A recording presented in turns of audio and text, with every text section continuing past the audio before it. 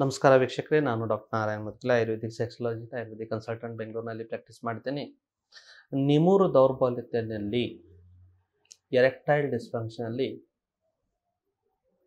ಅರೌಸಲ್ disorder ಅಂದರೆ ಪೆನಿಸ್ನಲ್ಲಿ ರಕ್ತ ಬರ್ತಿದೆ ಬಟ್ ಜಾಸ್ತಿ ಟೈಮ್ ಹೋಲ್ಡ್ ಆಗ್ತಾ ಇಲ್ಲ. ಈ ವಿಷಯ ಮೇಲೆ ಮುಂಚೆನೂ ನಾನು ಮಾತಾಡಿದ್ದೀನಿ. ನನಗನ್ನಿಸ್ತು ಅಷ್ಟು ಸಫಿಷಿಯೆಂಟಾಗಿ ಅದರ ಮೇಲೆ ನಾನು ದೀರ್ಘವಾಗಿ ಈ ವಿಷಯದಲ್ಲಿ ತಿಳಿಸಿಲ್ಲ, ಅಥವಾ ಸ್ವಲ್ಪ ತುಂಬ ಜನರಿಗೆ ಇದರಲ್ಲಿ ಮಿಸ್ಅಂಡರ್ಸ್ಟ್ಯಾಂಡಿಂಗ್ಸ್ ಇದೆ ಅಥವಾ ಕರೆಕ್ಟಾಗಿ ಅರ್ಥ ಆಗಿಲ್ಲ. ಅದಕ್ಕೆ ಅರೌಸಲ್ ಡಿಸಾರ್ಡರ್ ಬಗ್ಗೆ ಮತ್ತೊಂದು ವಿಡಿಯೋ ಮಾಡ್ತಾ ಇದ್ದೀನಿ. ಇದು ಎರೆಕ್ಟೈಲ್ ಡಿಸ್ಫಂಕ್ಷನಲ್ಲಿ ಡಿಸೈರ್ ಡಿಸಾರ್ಡರ್ ಇರ್ಬೋದು, ಅರೌಸಲ್ ಡಿಸಾರ್ಡರ್ ಇರ್ಬೋದು. ಇದು ಏನಂದರೆ, ಡಿಸೈರ್ ಡಿಸಾರ್ಡರ್ ಅಂದರೆ ಇದರಲ್ಲಿ ಇಚ್ಛೆ ಆಗಲ್ಲ, ಟೆಸ್ಟೋಸ್ಟಿರಾನ್ ಕೊರತೆದಿಂದ ಸೆಕ್ಸ್ ಮಾಡ್ಬೇಕಂತ ಇಚ್ಛೆನೇ ಇರಲ್ಲ, ಲಾಸ್ ಆಫ್ ಲಿಬಿಡೋ ಅಂತೀವಿ, ಅದು ಒಂದು ಇರ್ಬೋದು. ಎರಡನೇದು ಅರೌಸಲ್ ಡಿಸಾರ್ಡರ್ ಅಂದರೆ ಇದರಲ್ಲಿ ರಕ್ತ ಬರ್ತಿದೆ ಬಟ್ ಜಾಸ್ತಿ ಟೈಮ್ ಒಳಗೆ ಹೋಲ್ಡ್ ಆಗ್ತಾ ಇಲ್ಲ. ಇದರದ್ದು ಕಾಜಸ್ ಬಗ್ಗೆ ನಾವು ಮಾತಾಡುವಾಗ ವ್ಯಾಸ್ಕ್ಯುಲರ್ ಕಾಜಸ್ ಇರುತ್ತೆ. ವ್ಯಾಸ್ಕ್ಯುಲರ್ ಕಾಜಸ್ ಅಂದರೆ ಬ್ಲಡ್ ವೆಸಲ್ಸ್ನಲ್ಲಿ ಕೊಲೆಸ್ಟ್ರಾಲ್ ಜಾಸ್ತಿ ಆಗಿದ್ದಿರ್ಬೋದು, ಬಾಡಿನಲ್ಲಿ ಒಬೆಸಿಟಿ ಆಗಿಬಿಟ್ಟು ಫ್ಯಾಟ್ ಜಾಸ್ತಿ, ಪ್ರತಿಯೊಂದು ಧಮನಿಯಲ್ಲಿ ಬ್ಲಾಕೇಜ್ ಆಗ್ಬೋದು. ಒಂದು ಸ್ಟಡಿ ಏನು ಹೇಳುತ್ತೆ ಅಂದರೆ, ಯಾರಿಗೆ ಈ ಥರ ಎರೆಕ್ಟೈಲ್ ಡಿಸ್ಫಂಕ್ಷನ್ಸ್ ಆಗ್ತಿದೆ, ಇದರಲ್ಲಿ ಸ್ವಲ್ಪ ನೀವು ಫಸ್ಟ್ ಆ್ಯಂಡ್ ಫಾರ್ಮೋಸ್ಟ್ ಬಾಡಿದ ಕೊಲೆಸ್ಟ್ರಾಲ್ ಚೆಕ್ ಮಾಡಿ, ಲಿಪಿಡ್ ಪ್ರೊಫೈಲ್ ಮಾಡಿ. ಯಾಕಂದರೆ ಸಮ್ ಟೈಮ್ ಕೊಲೆಸ್ಟ್ರಾಲ್ ನಾರ್ಮಲ್ ಲೆವೆಲ್ಗಿಂತ ಜಾಸ್ತಿ ಆದರೆ that is a warning sign for heart attack. ಏನಂದರೆ, ಯಾರಿಗೆ ನಿಮೂರ್ ದೌರ್ಬಲ್ಯತೆ ಬಂದಿದೆ, ಎರೆಕ್ಟೈಲ್ ಡಿಸ್ಫಂಕ್ಷನ್ ಬಂದಿದೆ, ಕೊಲೆಸ್ಟ್ರಾಲ್ ನಾರ್ಮಲ್ಗಿಂತ ಜಾಸ್ತಿ ತೋರಿಸ್ತಾ ಇದೆ ಅಂದರೆ there is a 4 times more threat or possibility of next 4 ವರ್ಷನಲ್ಲಿ ಹಾರ್ಟ್ ಅಟ್ಯಾಕ್ ಆಗೋದು. ಮತ್ತೊಂದು ಸತಿ ಹೇಳ್ತೀನಿ, ಯಾರಿಗೆ ಪೆನಿಸ್ನಲ್ಲಿ ಉದ್ರೇಕ ಕಡಿಮೆ ಆಗ್ತಾ ಇದೆ, ಅವ್ರ ಲಿಪಿಡ್ ಪ್ರೊಫೈಲ್ ಏನಾದರೂ ಮಾಡಿ ನೋಡಿದ್ರೆ ಕೊಲೆಸ್ಟ್ರಾಲ್ ಅಂಶ ಬಾಡಿನಲ್ಲಿ ಸೀಮೆ ಅಥವಾ ನಾರ್ಮಲ್ಗಿಂತ ಜಾಸ್ತಿ ಇದ್ದರೆ, ಅದಕ್ಕೆ ಚಿಕಿತ್ಸೆ ಮಾಡಿಲ್ಲ ಅಂದರೆ ನೆಕ್ಸ್ಟ್ 4 ವರ್ಷನಲ್ಲಿ ಆ ಪರ್ಟಿಕ್ಯುಲರ್ ವ್ಯಕ್ತಿಗೆ ಹಾರ್ಟ್ ಆಗೋದು ಚಾನ್ಸಸ್ಸು, ಹಾರ್ಟ್ ಅಟ್ಯಾಕ್ ಆಗೋದು ಚಾನ್ಸಸ್ ಜಾಸ್ತಿ ಇರುತ್ತೆ. ಸೊ ನಿಮಗೆ ಎರೆಕ್ಟೈಲ್ ಡಿಸ್ಫಂಕ್ಷನ್ ಆಗ್ತಾ ಇದೆ, ಬೇಸಿಕ್ಸ್ ಟೆಸ್ಟ್ನಲ್ಲಿ ಏನು ಮಾಡಬೇಕು ತಾವು, ಒಂದು ನಿಮ್ಮ ಬಾಡಿನಲ್ಲಿ ಟೆಸ್ಟೋಸ್ಟಿರಾನ್ ಲೆವೆಲ್ ಎಷ್ಟಿದೆ ಅಂತ ಟೋಟಲ್ ಟೆಸ್ಟೋಸ್ಟಿರಾನ್ ಒಂದು ಟೆಸ್ಟ್ ಮಾಡಿಸ್ಕೊಳ್ಳಿ. ಎರಡನೇದು ಏನು ಮಾಡಬೇಕಂದ್ರೆ ಲಿಪಿಡ್ ಪ್ರೊಫೈಲ್ ಅಂತ ಮಾಡ್ತಾರೆ, ಬಾಡಿನಲ್ಲಿ ಕೊಲೆಸ್ಟ್ರಾಲ್ ಎಷ್ಟು ಡೆಪಾಸಿಟ್ ಆಗಿದೆ ಅಂತ ಆ ಟೆಸ್ಟ್ ಖಾಲಿ ಹೊಟ್ಟೆದಿಂದ ಮಾಡಬೇಕು, ಒಂದ್ಸತಿ ಮಾಡಿಸ್ಕೊಳ್ಳಿ. ಮೂರನೇದು ಏನಂದರೆ, ಇವಾಗ ನಾಳೆ ಡಯಾಬಿಟೀಸ್ ಈಸ್ ವೆರಿ ಕಾಮನ್. ಏನೋ ನಿಮೂರ್ ದೌರ್ಬಲ್ಯತೆ ಆಗ್ತಾ ಇದ್ರೆ ಒಂದ್ಸತಿ ಶುಗರ್ ಟೆಸ್ಟ್ ಮಾಡ್ಕೊಳ್ಳಿ. ಜೊತೆಗೆ ನಾಲ್ಕನೇದು ಏನಂದರೆ, ಎಷ್ಟೋ ಪೇಷಂಟಲ್ಲಿ ನಾನೇ ಅಬ್ಸರ್ವ್ ಮಾಡಿದ್ದೀನಿ, ಸ್ಪೆಷಲಿ ಬೆಂಗಳೂರು ಅಂತ ಮೆಟ್ರೋ ಸಿಟೀಸ್ನಲ್ಲಿ ಅಲ್ಲಿ ಸ್ವಲ್ಪ ಬಿಸಿಲು ಕಡಿಮೆ ಇರುತ್ತೆ, ಬಿಸಿಲಿಗೆ ಎಕ್ಸ್ಪೋಜರ್ ಇರಲ್ಲ. ವೈಟಮಿನ್ ಡಿ ಡೆಫಿಷಿಯನ್ಸಿ ಆಗುವ ಪೇಷಂಟ್ನಲ್ಲಿ ಕೂಡ ಇದು ಎರೆಕ್ಟೈಲ್ ಡಿಸ್ಫಂಕ್ಷನ್ ನಾನು ನೋಡಿದ್ದೀನಿ. ಅದಕ್ಕೆ ವೈಟಮಿನ್ ಡಿದು ಒಂದು ಬ್ಲಡ್ ಟೆಸ್ಟ್ ಮಾಡಿಸ್ಕೊಳ್ಳಿ. ಎಷ್ಟೋ ಪೇಷಂಟ್ನಲ್ಲಿ specially those are Jains, Brahmins, pure vegetarians ಇರ್ತಾರೆ, ಅಂಥ ಪೇಷಂಟ್ನಲ್ಲಿ B12 ಡೆಫಿಷಿಯನ್ಸಿ ಜಾಸ್ತಿ ಆಗಿದ್ದಿರುತ್ತೆ. B12 ಡೆಫಿಷಿಯನ್ಸಿ ಯಾರಿನಲ್ಲಿ ಜಾಸ್ತಿ ಆಗುತ್ತೆ, B12 ಡೆಫಿಷಿಯನ್ಸಿ ಬಾಡಿನಲ್ಲಿ ಬಿ ಕಾಂಪ್ಲೆಕ್ಸ್ ವಿಟಮಿನ್ ಕಡಿಮೆ ಆದರೆ ಅದರಲ್ಲಿನೂ ನರ ದೌರ್ಬಲ್ಯದಿಂದ ಎರೆಕ್ಟೈಲ್ ಡಿಸ್ಫಂಕ್ಷನ್ ಜಾಸ್ತಿ ಆಗಿದ್ದಿರುತ್ತೆ. ಅದಕ್ಕೂ ಒಂದ್ಸತಿ B12 ಟೆಸ್ಟು ಮಾಡ್ಕೊಳ್ಳಿ. ಇಷ್ಟು ಬೇಸಿಕ್ ಟೆಸ್ಟು ಆ್ಯಾವ್ರೇಜ್ ಲ್ಯಾಬ್ನಲ್ಲಿ 1500ದಿಂದ 2000 ರೇಂಜ್ನಲ್ಲಿ ಆಗುತ್ತೆ. ಒಂದು ಬೇಸಿಕ್ ತಾವೇ ಅಟೆಂಡ್ ಮಾಡ್ಬೋದು. ಇದು ಆಯಿತು ಕಾಮನ್ ಟೆಸ್ಟ್ಗಳು, ಅಥವಾ ವ್ಯಾಸ್ಕ್ಯುಲರ್ ಬ್ಲಾಕೇಜ್ ಏನಾದರೂ ಇದೆಯಾ ನೋಡಬೇಕಂತ ಒಂದು. ಎರಡನೇದಂದರೆ ನ್ಯೂರೋಲಾಜಿಕಲ್ ಏಲ್ಮೆಂಟ್ಸ್. ಅಂದರೆ ಬ್ರೈನಲ್ಲಿ ಒಂದು ಸರ್ಕ್ಯೂಟ್ ಇದೆ. ಹೇಗೆ ನಮ್ಮ ಒಂದು ಮನೆ ಇದೆ, ಮನೆಗೆ ಒಂದು ಬೋರ್ಡ್ ಇದೆ, ಅದರ ಮೇನ್ ಸೆಂಟರ್ದಿಂದನೇ ಅಲ್ಲಿ ನಿಮ್ಮದು UPS ಇಡ್ತೀರಾ, ಅಥವಾ ಅಲ್ಲಿ ನಿಮ್ಮದು ಮೇನ್ ಸರ್ಕ್ಯೂಟ್ ಇದೆ, ಅಲ್ಲಿಂದ ಇಡೇ ಮನೆಗೆ ಬ್ಲಡ್ ಸಪ್ಲೈ ಆಗುತ್ತೆ. ಆ ಥರ ನಮ್ಮ ಬ್ರೈನ್ ಮೇನ್ ಸರ್ಕ್ಯೂಟು, ಅಲ್ಲಿ ನರ ಏನಾದರೂ ವೀಕ್ ಆಗಿದ್ದರೆ, ಅದರಲ್ಲಿ ಸಿಂಪ್ಯಾಥೆಟಿಕ್ ನರ್ವ್ ವೀಕ್ನೆಸ್ ಇದ್ದರೆ, ಸ್ಪೆಷಲಿ ಡಯಾಬಿಟೀಸ್ ಪೇಷಂಟ್ಸ್ನಲ್ಲಿ ಆ ಕಂಡಕ್ಷನ್ ಆಫ್ ಮೆಸೇಜ್ ಏನು ಫಾಲೋ ಆಗಬೇಕು, ಎಲೆಕ್ಟ್ರಿಸಿಟಿ ಕರೆಂಟ್ ಏನು ಪಾಸ್ ಆಗಬೇಕು ಕರೆಕ್ಟಾಗಿ ಪಾಸ್ ಆಗ್ತಾ ಇಲ್ಲಾಂದರೆ ಅದರದಿಂದನೂ ಎರೆಕ್ಟೈಲ್ ಡಿಸ್ಫಂಕ್ಷನ್ ಬರುತ್ತೆ. ಮೂರನೇದು ಕಂಡೀಷನ್ ಅಂದರೆ ಹಾರ್ಮೋನಲ್ ಪ್ರಾಬ್ಲಮ್. ಬಾಡಿನಲ್ಲಿ ಕಾರ್ಟಿಸಾಲ್ ಜಾಸ್ತಿ ಆದರೆ ಕಾರ್ಟಿಸೋಲ್ ಇದೆ ಸ್ಟ್ರೆಸ್ ಹಾರ್ಮೋನ್. ಯಾರು ಸಾಫ್ಟ್ವೇರ್ ಇಂಜಿನಿಯರ್ ಇದ್ದೀರಾ, ಯಾರು ಸಿಟ್ಟಿಂಗ್ ಜಾಬ್ ಮಾಡ್ತೀರಾ, ಯಾರಿಗೆ ತುಂಬ ವರ್ಕ್ ಪ್ರೆಷರ್ ಇದೆ, ಮಾರ್ಕೆಟಿಂಗ್ನಲ್ಲಿ ಇದ್ದೀರಾ, ಸಮ್ ಹೌ ಚೈನ್ ಮಾರ್ಕೆಟಿಂಗ್ ಇಲ್ಲ, ಏನೋ ಮಾಡಿಬಿಟ್ಟು ಯಾರಿಗೋ ಟೋಪಿ ಹಾಕಬೇಕು, ಯಾರಿಗೋ ಇದು ಪ್ರಾಡಕ್ಟ್ ಸೇಲ್ ಮಾಡಲೇಬೇಕು, ಬಟ್ ಸಮ್ ಅವನು ನಿಮ್ಗಿಂತ ಶಾಣೆ ಇದ್ದಾನೆ, 10 ಕ್ವಶನ್ ತಿನ್ನಿ ಎಲ್ಲ ಮಾಡಿ ಟೀ ಕಾಫಿ ಕುಡಿದ್ಬಿಟ್ಟು ಮನೆಗೆ ಹೋಗ್ತಾನೆ, ಏನು ಪರ್ಚೇಸ್ ಮಾಡಲ್ಲ, ಅವನು ಸುಮ್ಮನೆ ಅಂತ ಇದು ಟೆನ್ಷನ್ ಮಾಡಿಕೊಂಡು ಮತ್ತು ನೀವು ಒಂದು ಸ್ಮೋಕ್ ಹೊಡಿತೀರಾ, ಸ್ವಲ್ಪ ಡ್ರಿಂಕ್ ಹೊಡಿತೀರಾ.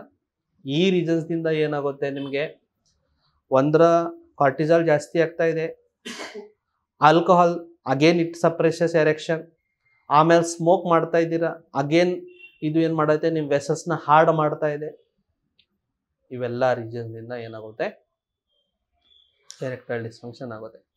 ಸೊ ನಿಮ್ಮ ಬಾಡಿನಲ್ಲಿ ಟೆಸ್ಟೋಸ್ಟಿರಾನ್ ಚೆನ್ನಾಗಿರಬೇಕು, ಕಾರ್ಟಿಸಾಲ್ ಕಡಿಮೆ ಇರಬೇಕು.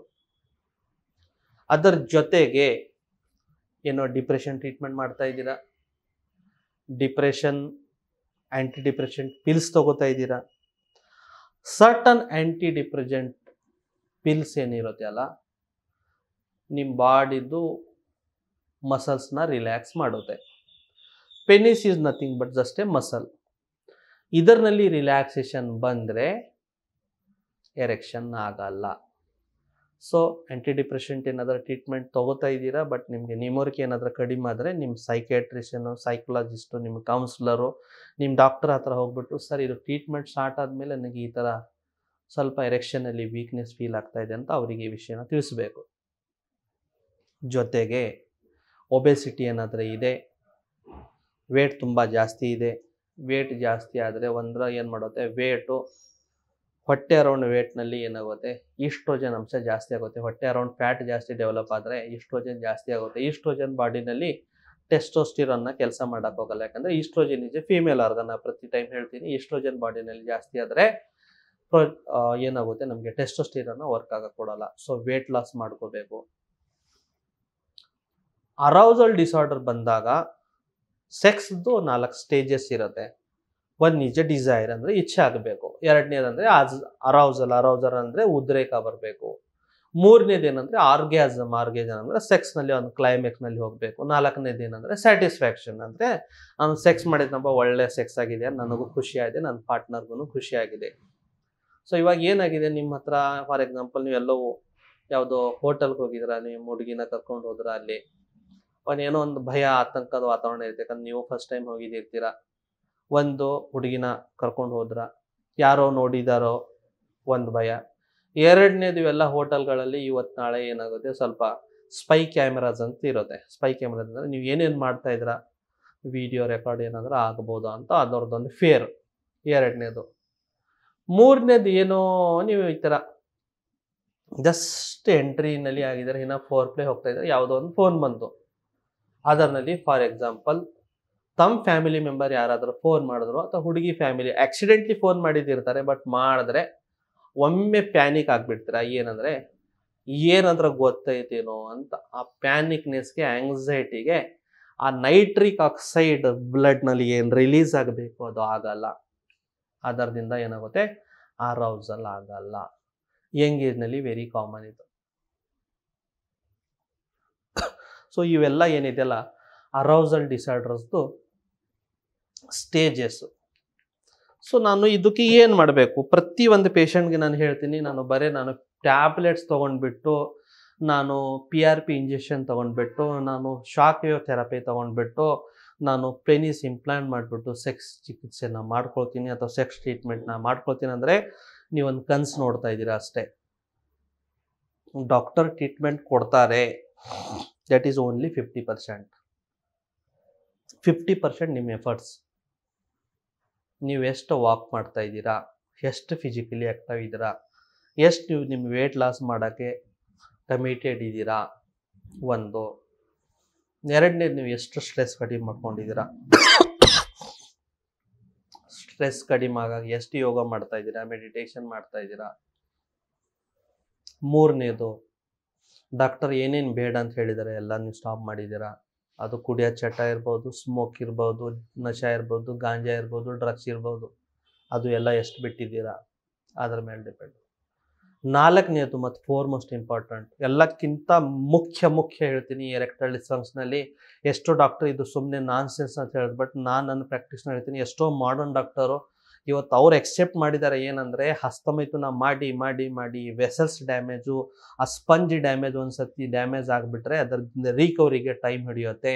ಸೊ ಹಸ್ತಮೈಥುನ ಮಾಡ್ಕೋಬಾರ್ದು. ಸ್ಪೆಷಲಿ ಎರೆಕ್ಟೈಲ್ ಡಿಸ್ಫಂಕ್ಷನ್ ಯಾರಿಗಿದೆ, ಹಸ್ತಮೈಥುನಾಗೆ ನೀವು ಎಷ್ಟು ಬೇಗ ಕ್ವಿಟ್ ಮಾಡಿದ್ರೆ ಅಷ್ಟು ಬೇಗ ನೀವು ರಿಕವರ್ ಆಗ್ತೀರಿ. ನಾನು ಇಲ್ಲಿ ಒಂದು ಸೈಡ್ ಟ್ರೀಟ್ಮೆಂಟ್ ಮಾಡ್ಕೊತಾ ಇದ್ದೀನಿ, ಸೆಕೆಂಡ್ ಟೈಮ್ ನಾನು ಕೈದಿಂದ ಕೆಲಸ ಮಾಡ್ತಾ ಇದೆ ಅಂದರೆ ದಟ್ ಈಸ್ ವಿಲ್ ನಾಟ್ ಏನಿದೆ ನಿಮಗೆ ಯಾವುದೋ ರೀತಿ ಫ್ರೂಟ್ಫುಲ್ ರಿಸಲ್ಟ್ನ ಕೊಡಲ್ಲ. ಅದರ ಜೊತೆಗೆ ನಿದ್ದೆ. ಇದು technology, mobiles, smartphones, YouTube, Insta reels, Facebook, Snapchat, ಇವೆಲ್ಲ ಏನಿರುತ್ತಲ್ಲ, ಇಟ್ಸ್ ಲಾಟ್ ಆಫ್ ಡಿಸ್ಟ್ರಾಕ್ಷನ್ಸ್. ಒಂದು ಕಾಲ ಇತ್ತು 8:30-9 ಗಂಟೆ ಆದಮೇಲೆ ಯಾರೂ ಎಚ್ಚರಿಕೆ ಇರ್ತಿರ್ಲಿಲ್ಲ, ಮಗ್ಬಿಡ್ತಿದ್ರು. ಇವಾಗ ಬರೀ ಒಂದು 5% ಜನ 9 ಗಂಟೆ ಮಲಗಿರ್ತಾರೆ. ಆಲ್ಮೋಸ್ಟ್ 60-70% ಇಂಡಿಯನ್ ಪಾಪ್ಯುಲೇಷನ್ ಇವಾಗ ಆನ್ ಅವರೇಜ್ 2 ಅವರ್ ಅಥವಾ 3 ಅವರ್ ಲೇಟ್ ಮಲಗ್ತಾ ಇದೆ. It is only and only due to technology. So technology is making you fool, making you sick, making you patient, making you erectile dysfunction ಅಥವಾ ನಪುಂಸಕ. So mobile ಒಳ್ಳೆಯದೇ, but ಒಳ್ಳೆ ರೀತಿದೆ, ಅದಕ್ಕೆ use ಮಾಡಬೇಕು ಒಳ್ಳೆಯದಿದ್ರೆ. ಜೊತೆಗೆ balanced ಡೈಟ್, ಅದರಲ್ಲಿ ಒಳ್ಳೆ ಪ್ರೋಟೀನ್ ಅಂಶ ಇರಬೇಕು, ಒಳ್ಳೆ ವೈಟಮಿನ್ಸ್ ಇರಬೇಕು, ಮಿನರಲ್ಸ್ ಇರಬೇಕು, ತುಪ್ಪ ಚೆನ್ನಾಗಿ ತಿನ್ನಬೇಕು, ತರಕಾರಿಗಳು ಚೆನ್ನಾಗಿ ತರಬೇಕು, ನುಗ್ಗೆಕಾಯಿ ಚೆನ್ನಾಗಿ ತಿನ್ನಬೇಕು, ಪಾಲಕ್ ಸೊಪ್ಪು ಚೆನ್ನಾಗಿ ತಿನ್ನಬೇಕು, ಉದ್ದಿನ ಬೇಳೆ ಚೆನ್ನಾಗಿ ತಿನ್ನಬೇಕು, ಖರ್ಜೂರ ಚೆನ್ನಾಗಿ ತಿನ್ನಬೇಕು, ಅಂಜೂರ ಚೆನ್ನಾಗಿ ತಿನ್ನಬೇಕು, ಬಾದಾಮಿ ಚೆನ್ನಾಗಿ ತಿನ್ನಬೇಕು, ಹಾಲು ಚೆನ್ನಾಗಿ ಕುಡಿಬೇಕು, ಬಾಯ್ಲ್ಡ್ ಎಗ್ ತಗೋಬೇಕು. ಇವೆಲ್ಲ ಏನು ಮಾಡುತ್ತೆ, ನಿಮಗೆ ಅರಾಸಲ್ ಡಿಸಾರ್ಡರ್ನಲ್ಲಿ ಹೆಲ್ಪ್ ಮಾಡುತ್ತೆ. ಅರಾಸಲ್ ಡಿಸಾರ್ಡರ್ ಒಂದು ದೈಹಿಕವಾಗಿ ಫಿಸಿಕಲ್ ವೀಕ್ನೆಸ್ದಿಂದ, ಅದು ಮೇ ಬಿ ಆ ವೆಸಲ್ ಬ್ಲಾಕೇಜಿಂದ ಇರ್ಬೋದು, ನರ್ವ್ ಡಿಸ್ಫಂಕ್ಷನ್ದಿಂದ ಇರ್ಬೋದು, ಹಾರ್ಮೋನಲ್ ಇಂಬ್ಯಾಲೆನ್ಸಿಂದ ಇರ್ಬೋದು, ಸ್ಟ್ರೆಸ್ ಫ್ಯಾಕ್ಟರ್ದಿಂದ ಇರ್ಬೋದು, ಯಾವುದೋ ಟ್ಯಾಬ್ಲೆಟ್ ಸೈಡ್ ಎಫೆಕ್ಟ್ ಇದ್ದಿಂದ ಇರ್ಬೋದು. ಫಿಸಿಕಲ್ ಟ್ರೀಟ್ಮೆಂಟ್ ಮಾಡೋದು ತುಂಬ ಈಜಿ, ಬಟ್ ಒಂದು ಸರ್ತಿ ಇದು ಸೈಕಲಾಜಿಕಲ್ ಆಯಿತು, ನನಗೆ ಆಗ್ತಾ ಇಲ್ಲ, ನನ್ನ ಕೈದಿಂದ ಆಗಲ್ಲ ಅಂದರೆ lot of continuous sessions of counsellings ಬೇಕಾಗುತ್ತೆ. ಅವನು ಏನು ನರ್ವಸ್ ಆಗಿದ್ದಾನೆ, ಎದರದಿಂದ ಅವ್ನ ಬಾಡಿನಲ್ಲಿ ಅವ್ನು ಆಗಿದ್ದಾನೆ, ಇದು ನನ್ನ ಕೈದಿಂದ ಆಗಲ್ಲ ಅಂತ, ಇದು ಆಗುತ್ತೆ ಅಂತ ಒಂದು ಕಾನ್ಫಿಡೆನ್ಸ್ ಅವನಿಗೆ ಫೀಲ್ ಮಾಡಬೇಕಂದ್ರೆ ಒಂದು 4-5 ಸೆಷನ್ಸ್ ಆಫ್ ಕೌನ್ಸಿಲಿಂಗ್ ಬೇಕಾಗುತ್ತೆ. ಸೊ ಇದು ಅರೌಸಲ್ ಡಿಸಾರ್ಡರು. ಒಂದು ಸ್ಟಡಿ ಏನು ಹೇಳುತ್ತೆ ಅಂದರೆ 15% ಮೇಲ್ ಪಾಪ್ಯುಲೇಷನ್ನಲ್ಲಿ ಇದು ಬಂದಿದೆ. ಯಂಗ್ ಜನರೇಷನಲ್ಲಿ ಹೇಳ್ತಾ ಇದ್ದೀನಿ. 40 ವರ್ಷ ಆದಮೇಲೆ 40% ಜನರಿಗೆ ಅರೌಸಲ್ ಡಿಸಾರ್ಡರ್ ಬಂದಿದೆ. ಬರ್ತಾ 60 ಏಜ್ಗೆ 60% ಜನರಿಗೆ ಇದು ಅರೌಸಲ್ ಡಿಸಾರ್ಡರ್ಸ್ ಬರುತ್ತೆ. 70 ವರ್ಷನಲ್ಲಿ 70% ಜನರಿಗೆ ಆಗುತ್ತೆ. ಪೋಸ್ಟ್ ಕೋವಿಡ್ ಯಂಗ್ ಜನರೇಷನಲ್ಲಿ ತುಂಬ ಕಾಮನ್ ಆಗಿಬಿಟ್ಟಿದೆ. ಸೊ ಇದಕ್ಕೆ ಒಂದು ಮಂತ್ರ ಹೇಳ್ತೀನಿ, ಈ ಮಂತ್ರ ನೀವು ನೆನ್ಪಿಟ್ಕೊಳ್ಳಿ. ನನಗೆ ಸೆಕ್ಸ್ನಲ್ಲಿ ಯಾವುದೋ ಪ್ರಾಬ್ಲಮ್ ಇಲ್ಲ, ಬಟ್ ಮುಂದೆ ಹೋಗ್ಬಿಟ್ಟು ಪ್ರಾಬ್ಲಮ್ ಆಗಬಾರ್ದಂತ ಈ ಮಂತ್ರನ ಫಾಲೋ ಮಾಡಿ. 1, ಬೆಳಗ್ಗೆ ಬೇಗ ಎದ್ದೇಳೋದು, ಎದ್ದ ತಕ್ಷಣ 45 ನಿಮಿಷ ವಾಕ್ ಮಾಡೋದು. ವಾಕ್ದಿನ ಹೊರಗೆ ಬಂದ ತಕ್ಷಣ, ವಾಕ್ದಿನ ಮನೆಗೆ ಬಂದ ತಕ್ಷಣ ಹಾಲು 1 ಗ್ಲಾಸ್ 1 ಮೊಟ್ಟೆ ಕಂಪಲ್ಸರಿ ತಗೊಳ್ಳಿ. ನಿಮ್ಗೇನಾದರೂ ದುಶ್ಚಟಗಳಿದ್ರೆ ಅದಕ್ಕೆ ಬಿಟ್ಬಿಡಿ. ಸ್ಮೋಕ್ ಇರ್ಬೋದು, ಡ್ರಿಂಕ್ಸ್ ಇರ್ಬೋದು. ರಾತ್ರಿ ಟೈಮ್ ಮೇಲೆ ಮಲ್ಕೊಳ್ಳಿ. ಒಳ್ಳೆ ಬ್ಯಾಲೆನ್ಸ್ ಫುಡ್ ತಗೊಳ್ಳಿ. ಒಳ್ಳೆ ಫ್ರೆಂಡ್ಸ್ ಜೊತೆಗೆ ಚೆನ್ನಾಗಿ ಖುಷಿದಿಂದ ಮಾತಾಡಿ ನಿಮ್ದೆಲ್ಲ ಸ್ಟ್ರೆಸ್ ರಿಲೀವ್ ಮಾಡ್ಕೊಳ್ಳಿ. ಇಷ್ಟು ಮಾಡಿದ್ರೆ ನಿಮಗೆ ಯಾವುದೋ ರೀತಿ ಅರೌಸಲ್ ಡಿಸಾರ್ಡರ್ ಅಥವಾ ನಿಮ್ಮೂರು ದೌರ್ಬಲ್ಯತೆ ಬರಲ್ಲ. ಈ ವಿಡಿಯೋ ನಿಮಗೆ ಇಷ್ಟ ಆದರೆ ಫ್ರೆಂಡ್ಸ್ ಜೊತೆಗೆ ಶೇರ್ ಮಾಡಿ. ಧನ್ಯವಾದ.